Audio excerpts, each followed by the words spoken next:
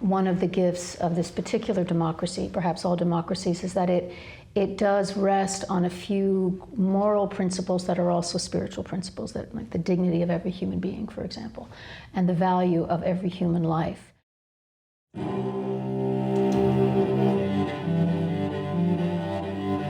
Welcome to the American Model Podcast. I'm Ariel Marshall, co-founder of Model Leader, a leadership development firm dedicated to developing leaders who lift society. In this podcast series, we are focusing on the areas worth preserving and advancing in the United States for the next 250 years. Andrew and I had the privilege of sitting down with Randy Hollerith, Dean of the Washington National Cathedral, and Bishop Mariann Budde, Episcopal Bishop of Washington. In this interview, we discussed the importance of faith, freedom of religion, and leadership, all of which play a crucial part in the ongoing work of democracy. We were inspired and uplifted by these two remarkable leaders and believe you will be too.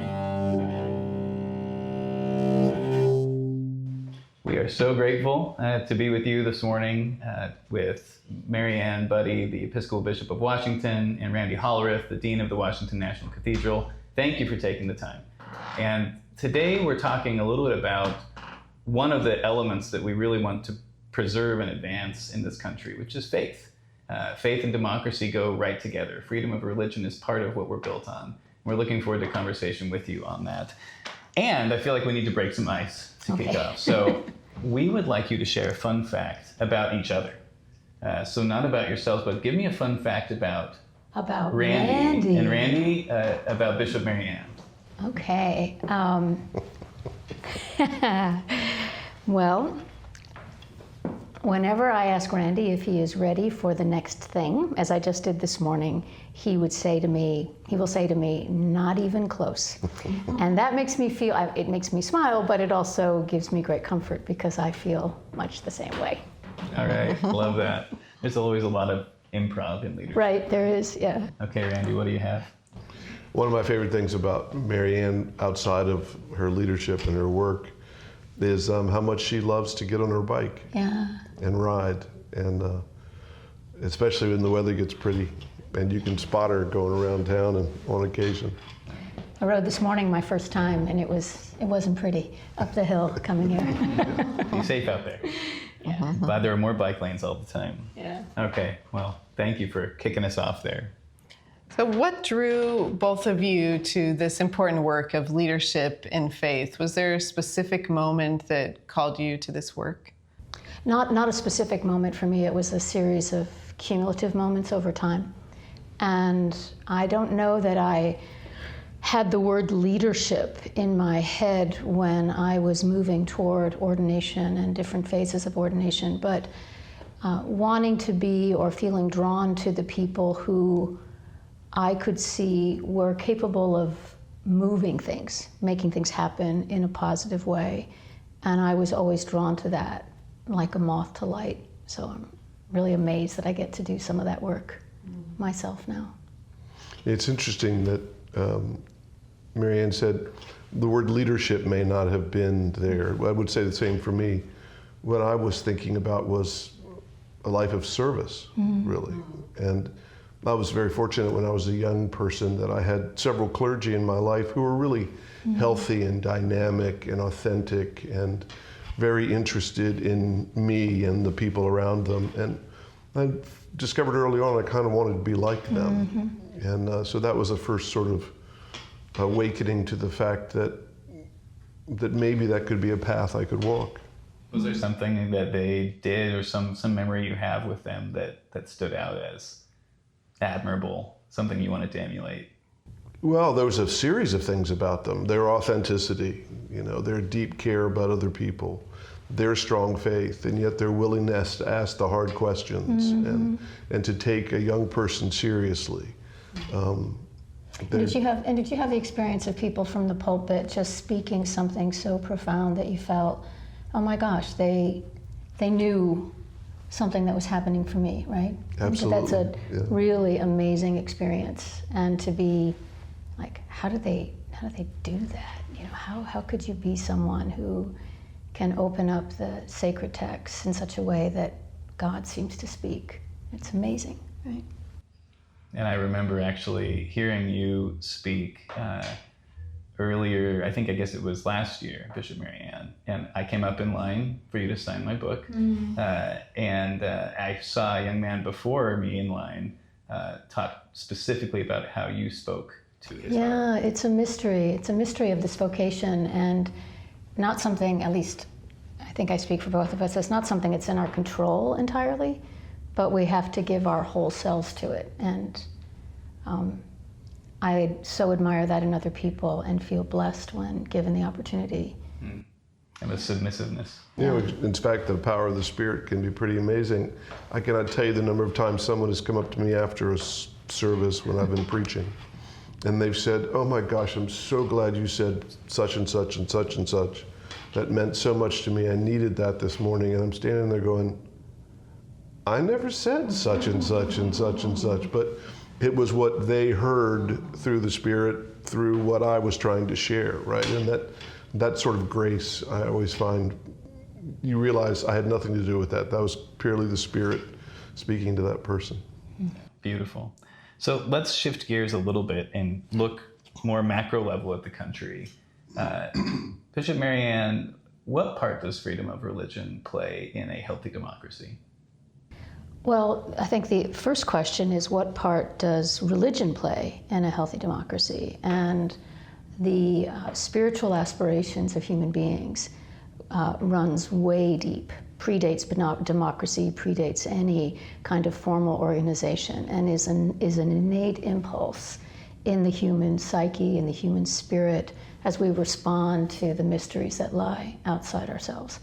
And so if we are a democracy, which means we are a gathering of people who seek self-governance and also a commitment to a common good where all voices can be respected, there's a humility that says one expression of religion doesn't have supremacy over another, that each person or each tradition has a space in the whole without denying the power of that, of what religion represents, which also requires a kind of submission.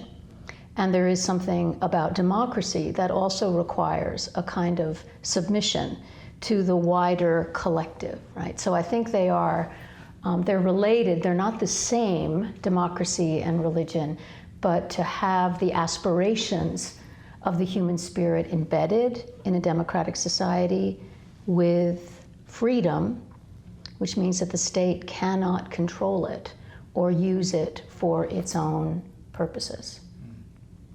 Wow, beautifully put. Thank you. Randy, I think about, to this point of this pluralistic world we're living in, and even in these recent weeks, we've just concluded Ramadan. We're in Lent, we have Passover and Holy Week and Easter all fast approaching. It's a time to reflect on the value of ritual and tradition that come from all parts.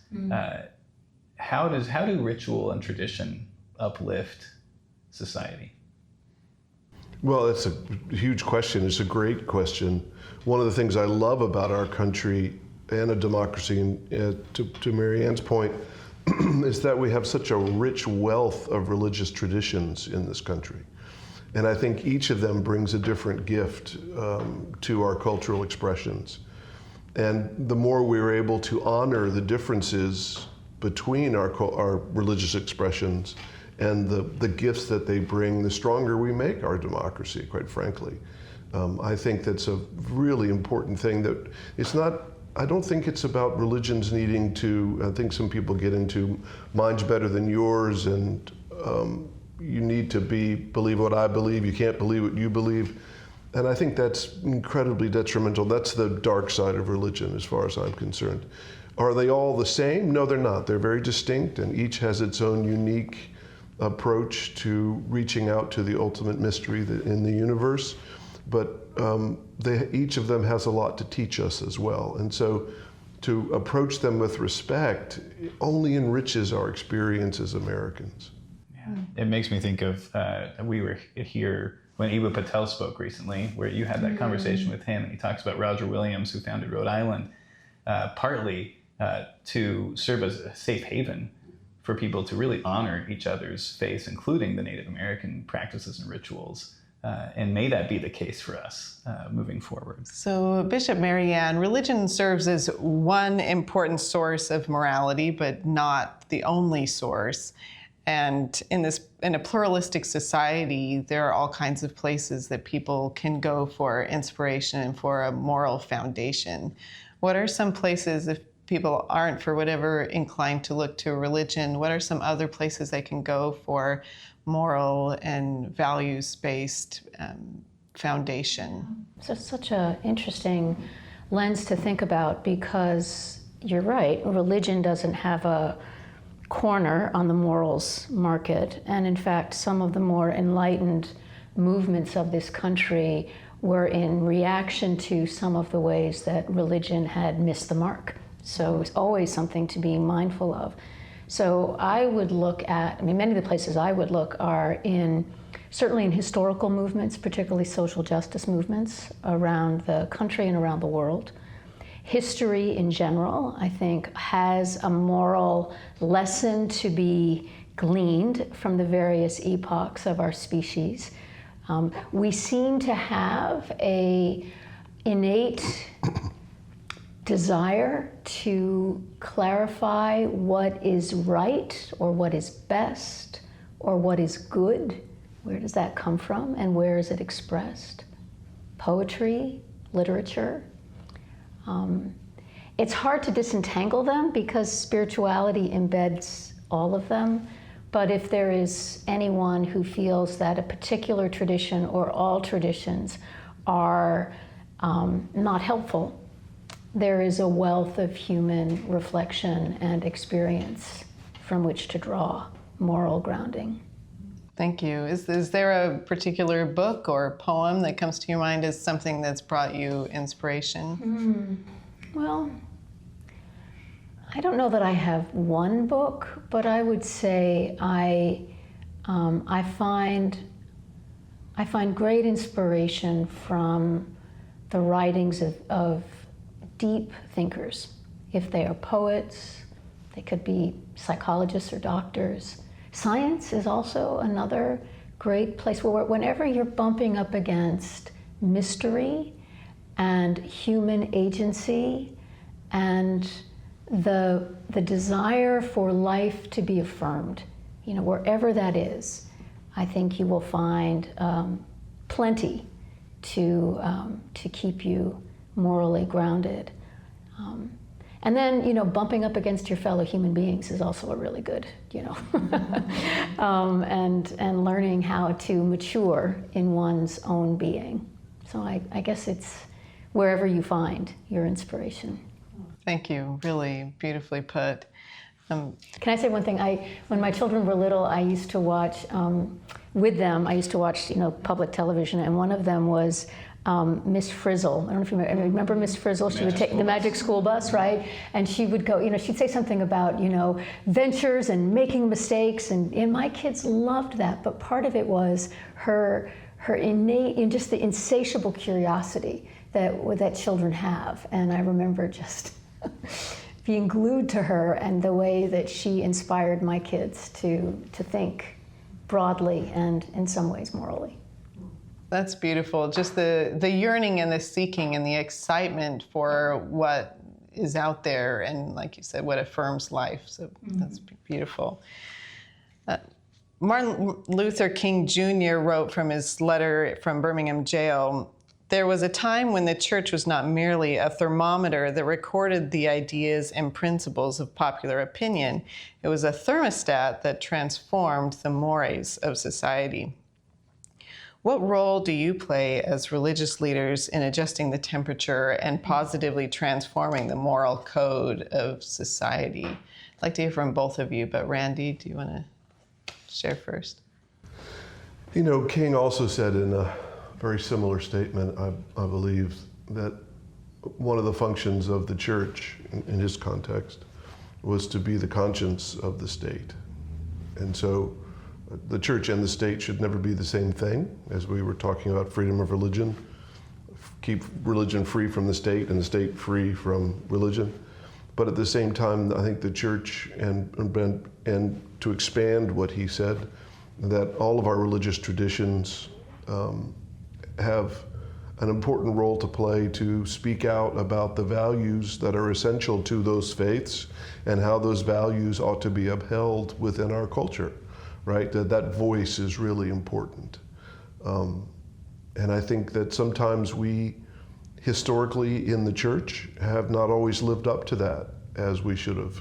Sometimes the church is very late to get to where it ought to be. If I think about the civil rights movement, that took a long time for the church to catch up. Once it did, was highly engaged. But I think that role that we have, I'm not sure I'm answering your question exactly, but I think that the role that faith has within the life of the larger country can be a really important one about lifting up values and morals that are important to be within the debate of how we function as Americans. Yeah, no, that's really interesting, and that's reminds me of what I share with my children. If you have the same opinion about just about everything with all of your friends or with what you're reading or anything, that's what you should pay attention to. And just the same with the church. If the church is just sharing what everyone else is agreeing with already, then maybe it needs to examine itself a little bit. Thank you, Bishop Mariann.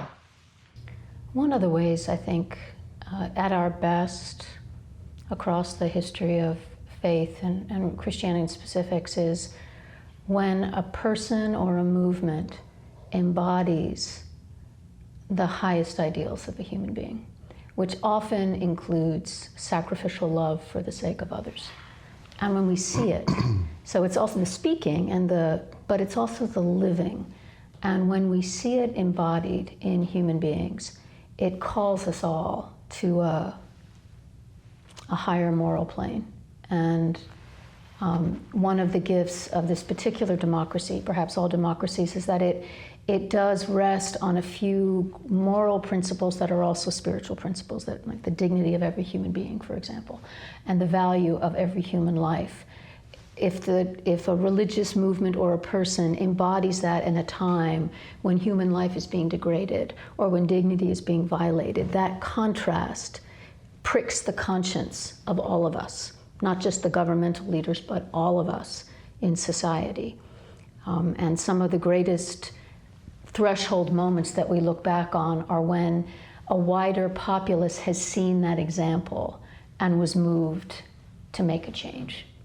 And the prick is such a great, poignant word for that. Mm-hmm. The prick is not very comfortable. No, but how watching that happen, right? Certainly the examples of the civil rights movement, we could count dozens of them, but even just recently on the streets of Minneapolis, where people were determined to be good neighbors at a time when that whole concept of neighbor was being violated. And so it was inspirational, and it moves things. You were out there, right? Briefly, I was out there for a little bit. What did you observe around this principle of sacrificial love for others? Well, I observed firsthand what everyone else observed via their news sources, is that whole neighborhoods of people were determined to be kind and gracious to their immigrant neighbors. Immigrant neighbors were looking out for themselves, but mostly people who were in less vulnerable situations were determined to protect innocent people from being torn from their homes, taken from their schools. People who were afraid to go grocery shopping were given, supplied groceries by members of their congregations or their communities. It was a whole movement, and also to bear witness. And so that combination, I think, helped all of us say, whatever our views on what the correct immigration policy is, we had crossed a line, and that line needed to be acknowledged and addressed in a decisive way. Thank you for sharing and for your leadership. We're going to shift a little bit now to this idea and principles of leadership, which is where we do our work and what we feel is the make or break factor for a family, an organization, a community, a country, the world. If you were to snap your fingers and suddenly every leader on earth adopts one behavior, what would the behavior you would hope cascades around across the world? You only get one. Good luck, Randy. Really tough. It is a really tough one, and I don't want to sound Pollyannish in the response, but one of the things that I think's so fundamental about healthy leadership is the leader's ability to recognize the fundamental value of every human being. You know, the leader's ability not only to reach the goal being set by the institution or whatever, but also the value of the people and the health and the well-being of the people that you're trying to get to that goal with. And I think too often we see others as means to an end rather than an end in and of themselves. And I think that leads to dehumanization often, taking people for granted.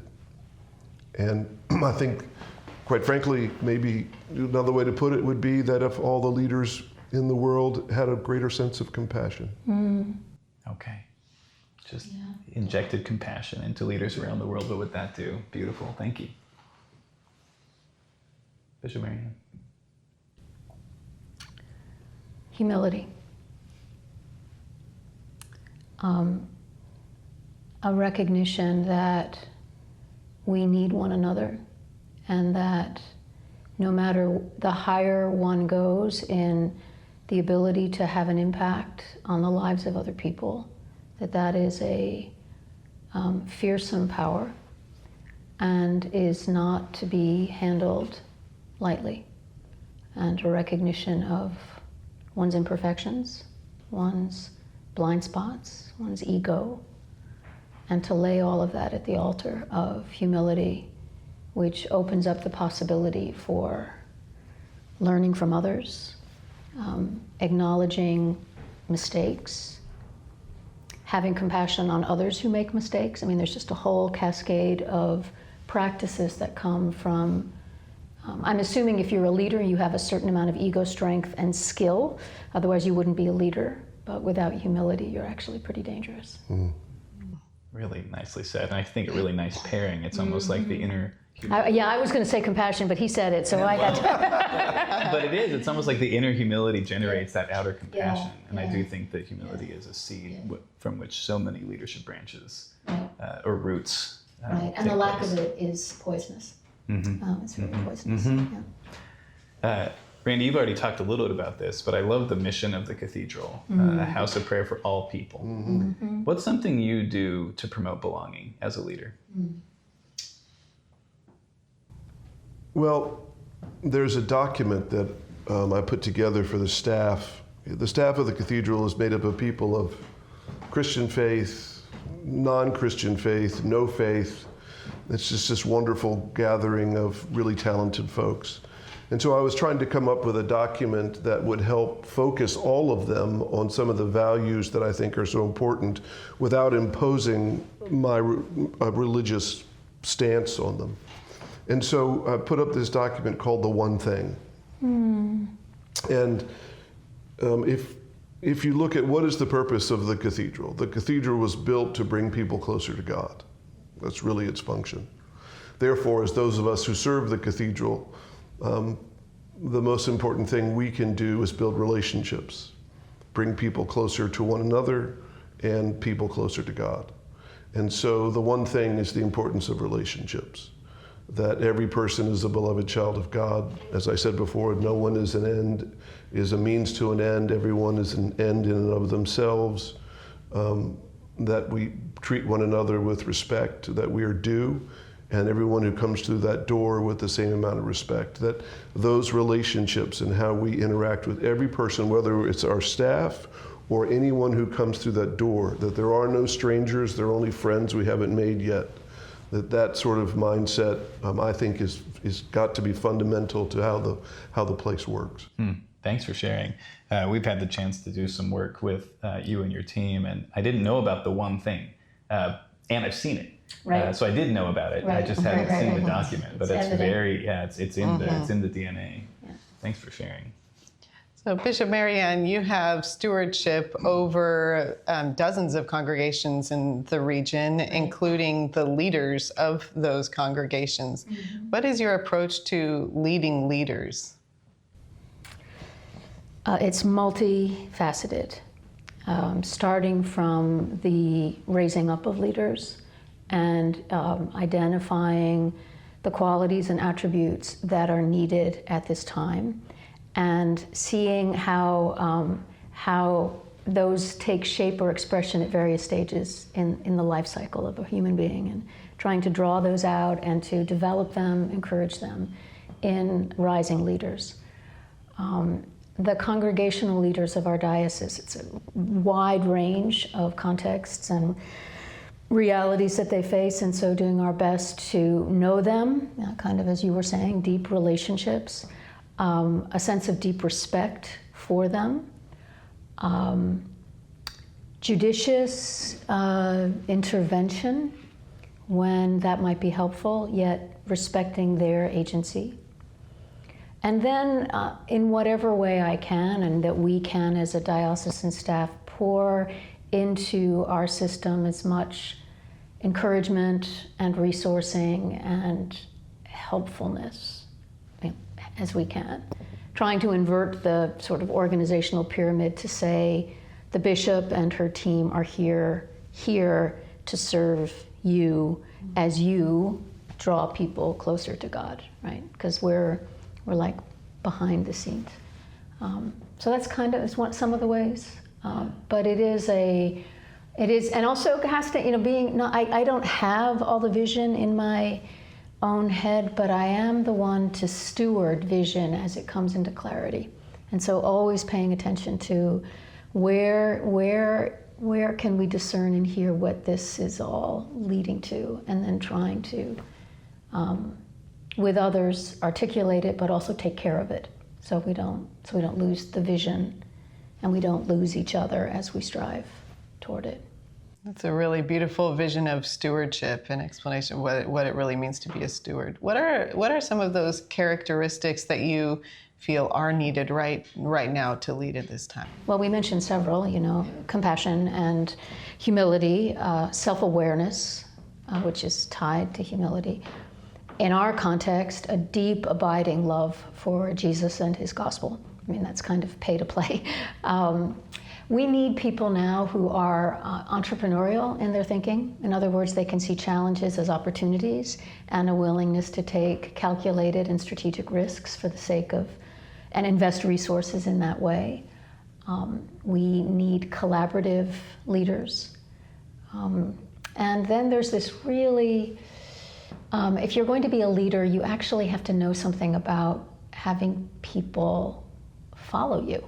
So that you have, so there's how does that get inculcated or developed in a person who is a leader, right? So those are some of them. Flexibility. I mean, we have a whole list. I think there are 8 of them, but and we don't expect full flowering of all of them at the same time, but we use them as a kind of gauge. One other document or one other lens that I use is looking at issues of character, kind of moral character, personal maturity, how people see themselves in relationship to other people, kind of the chemistry piece, and then their desire or their hunger to learn the skills and tasks that are needed for the job. Like, are they hungry to learn, constantly learn? So those are the schemas that I use for that. I'd like to say, just to jump in for a second, as someone who's been under the bishop's leadership for 10 years now, so I have an interesting perspective. One of the things I think she does so well, and I would say this even if she wasn't in the room. Okay. Clergy, as we mentioned before, leaders have egos, and they have healthy egos, and they sometimes have large egos. And clergy are certainly known for their ego strength. And what I've always admired about Bishop Mariann's style of leadership is that she's very clear about goals, about where we're headed, about what the sort of the gifts of the diocese are and where we ought to be going. And at the same time, she's wide open like this. She always has her hands open to others and to the people that she's trying to lead. And that balance of strength and openness, I think, is so important and, quite frankly, rather unique to find both. Thank you. That's beautiful. And I one of the things I loved about your book, How We Learn to Be Brave, is that you're a student of leadership. Yes. You're continuing to develop. I think there were references to Jim Collins in there, Patrick Lencioni, Lord of the Rings. But you're constantly refining the craft. You see it as a craft. I do. And not just do. as, a job. I'm happy Right. to be in this position. Right. And someone that is actually kind of fallen from grace now, but someone I learned a great deal from, Bill Hybels from Willow Creek in Illinois. He used to say that armed with humility, a leader can learn from anyone and anything. And I believe that. You can learn from anyone and you can learn from anything. And it's good to keep learning. We're back to humility. Yeah. Question for you, Randy, and it's related to stewardship. You think about cathedrals built brick by brick. Many people don't get to see what they started. Right. We were in Barcelona, and I don't know if they'll ever see the end of La Sagrada Familia. But what do you do to take perspective and see things that are going to go unfinished in your time? How do you keep that long game in mind, that long term in mind? Well, primarily by thinking of myself as a steward of an institution that is much larger than I am, and that will have, God willing, a much longer future than I'll have. And so I see my primary role is, how do I best steward what has been received by the people whose shoulders I stand upon, whose work has been done? And then how do I honorably steward that to the best benefit of the people in that institution and the institution itself, so that it can be passed on to the next generation. But I got to admit, there are projects going on in that cathedral that still have 3 or 4 years left on them. Right. And I just hope and pray I get to see one of them completed.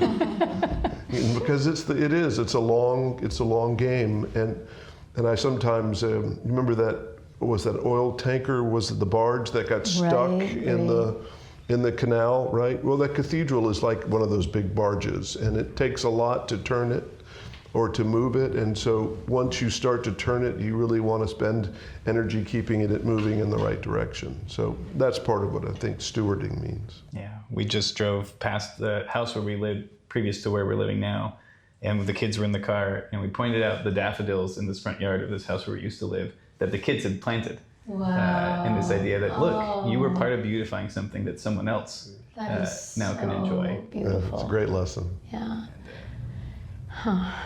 I was just with the gathering of all the bishops in the Episcopal Church, and our presiding bishop was talking about the future of our church, and he said something very similar to what you were saying. He said, we are all building a house now that someone else will live in. And that is certainly true of the houses we live in. Someone built them for us, right? And whatever contributions we make are for those who will come after us. It's true with everything in our lives. The challenges come when we consider ourselves true owners of anything, even ourselves and our children or anything. Right. So we're going to go to a quick lightning round before we wrap with a couple of big questions. So these are fast answers. Where's my buzzer? What is your favorite feature of the cathedral or the close? You go first. Oh, Lord. That's like asking me to pick a child. I know. Let me say, one of the spaces that I absolutely adore and I'm always drawn to is the Children's Chapel. And the holiness in that space for me, I don't know what it is about it, but I'm always drawn to that sweet little chapel. Love it. It's a beautiful place. I would say it's the rose window, just when, or especially, or any of the windows when the sun is shining through as we're gathering for worship. It's utterly transcendent for me. Thank you. And I would love to add, just to mention another child in that place. Yeah. Where I feel most comfort sometimes is at Children's Chapel. Where I feel most inspired are the 6 large pieces of iconography over the high altar, which depict Matthew 25. When Jesus says, when you welcomed the stranger, when you gave me something to drink, when you fed the hungry, when you visited the sick and took care of the person in prison, you did these things for me. Those are depicted right as the primary largest pieces of stone carving on the high altar. And I think that is as it should be. They ought to be the primary. When Christians look at what are we supposed to be doing, there it is right there. And we're back to compassion. Yep. One more about humility is Abraham Lincoln on his knees as you're walking down into the lower level. Walk by him every time on his knees. I remember being struck by that when I saw it. Yeah.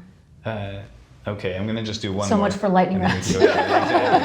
One more. What's something from the last year that you would be happy to put in your scrapbook? The monks coming. Yeah, I was about to say. Yeah, how could it not be that, right? It was, Randy and I were standing watching the monks and the people, and I said to him, this just takes away all of the challenges and discomforts and everything that's hard about this work. Just this makes it all worth it. It was amazing. It's just amazing. And when I was standing up on the platform once we had moved inside the cathedral with the religious leaders, and to look out and to see how 19 monks had grown into 230 monks. And we all had to make room for them. Yeah, there were like 230 monks sitting out in the cathedral. Wonderful. It was, And all the I got others. teary. It was a magical moment. And we could have stayed, I mean, people were, I think it was not only their presence, but the fact that while we were waiting for them, we were waiting for a long time. There was just a lot of milling around, and we had to make accommodations on the close for this thing that nobody really knew when it was going to happen. Nobody complained. Everybody was just so calm and grace-filled. And then when they left, you could tell they were like walking again, like, okay, here we go, down to our next destination. Yeah. But we were blessed, really blessed. What a beautiful image. And speaks to hope and peace. It does. Which is how we want to conclude. Yeah, just love to hear a final comment from each of you as we reflect on the first 250 years of our country's founding. What gives you hope about the moral future for the next 250 years? What would you hope for your children, grandchildren, and future generations?